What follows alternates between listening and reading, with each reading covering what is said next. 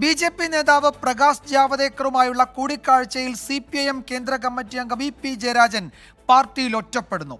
ജയരാജന്റെ നടപടിക്കെതിരെ പാർട്ടിയിൽ കടുത്ത അതൃപ്തിയുണ്ട്. ഇക്കാര്യത്തിൽ സംസ്ഥാന ഘടകം പ്രതികരിച്ചിട്ടുണ്ടെന്നായിരുന്നു സീതാറാം യെച്ചൂരിയുടെ മറുപടി. തിങ്കളാഴ്ച ചേരുന്ന സംസ്ഥാന സെക്രട്ടേറിയറ്റ് വിവാദം ചർച്ച ചെയ്യുമെന്ന് നേതാക്കൾ വ്യക്തമാക്കി. ഇ.പി.ക്കെതിരെ നടപടിയുണ്ടായേക്കുമെന്ന സൂചനയാണ് CPIM കേന്ദ്രങ്ങൾ നൽകുന്നത്.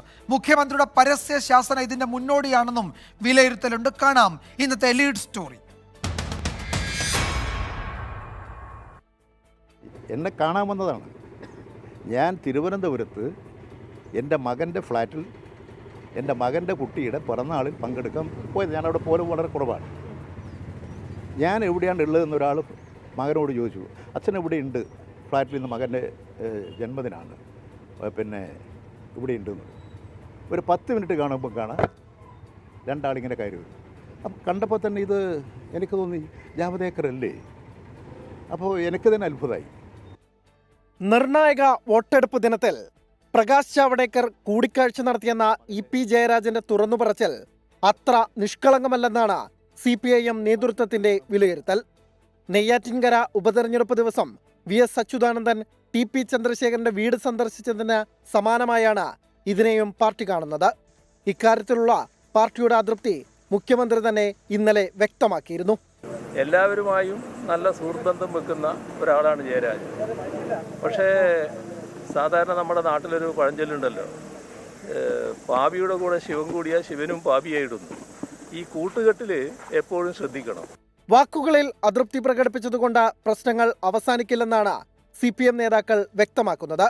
വിമർശനങ്ങൾക്കപ്പുറം നടപടി വേണമെന്ന ആവശ്യം പാർട്ടിക്കുള്ളിൽ തന്നെ ഉയർന്നിട്ടുണ്ട്. ഇന്നത്തെ കോൺഗ്രസ് നാളത്തെ BJP എന്ന LDFന്റെ തെരഞ്ഞെടുപ്പ് പ്രചാരണത്തെ തന്നെ റദ്ദാക്കുന്ന നീക്കത്തിൽ ഘടകകക്ഷികളും വിയോജിപ്പ് രേഖപ്പെടുത്തി. തെരഞ്ഞെടുപ്പ് വിലയിരുത്താൻ വേണ്ടി CPIMന്റെ സംസ്ഥാന സെക്രട്ടേറിയറ്റ് യോഗം മറ്റന്നാൾ ചേരും. ഇ.പി. ജയരാജന്റെ പ്രതികരണവും സെക്രട്ടേറിയറ്റിൽ ചർച്ചയാകും. LDF കൺവീനർ സ്ഥാനത്ത് നിന്നും ഇ.പി. ജയരാജനെ മാറ്റുമോ അതോ ഇ.പി. സ്വയം ഒഴിയുമോ എന്ന ചോദ്യം ഇതിനോടകം തന്നെ ഉയർന്നിട്ടുണ്ട്. അതിനുള്ള ഉത്തരം അടുത്തയാഴ്ചയോടെ AKG സെന്ററിൽ നിന്നുണ്ടാകും. ഇതിനിടെ ഇ.പി. ജയരാജനെ തള്ളി പത്തനംതിട്ടയിലെ LDF സ്ഥാനാർത്ഥി TM തോമസ് ഐസക് രംഗത്തെത്തി. നമ്മളെ വളരെ നിഷ്കളങ്കമായിട്ട് ആരെങ്കിലുമായിട്ട് കൂടിക്കാഴ്ചക്ക് പോകാൻ പാടില്ല. നിശ്ചയമായിട്ടും അദ്ദേഹത്തിന് പാർട്ടി ഘടകത്തിൽ ചർച്ച ചെയ്യപ്പെടുമല്ലോ ഇത്ര വിവാദമായിട്ടുള്ള കാര്യം.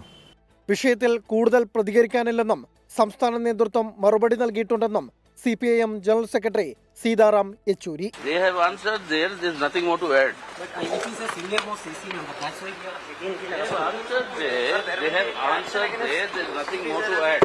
ഇനിയും വെളിപ്പെടുത്തലുകളും തെളിവുകളും പുറത്തുവരുമോ എന്ന ആശങ്കയും CPIMനുണ്ട്. അതേസമയം സംഭവത്തിൽ പാർട്ടിക്ക് നേരിട്ട് വിശദീകരണം നൽകാനാണ് ഇ.പി. ജയരാജന്റെ തീരുമാനം. 2023 മാർച്ച് 5-നായിരുന്നു ഇ.പി. ജയരാജനും പ്രകാശ് ജാവദേക്കറും തമ്മിൽ കൂടിക്കാഴ്ച നടന്നത്. 10 മിനിറ്റ് നീണ്ടുനിന്നതായിരുന്നു കൂടിക്കാഴ്ച.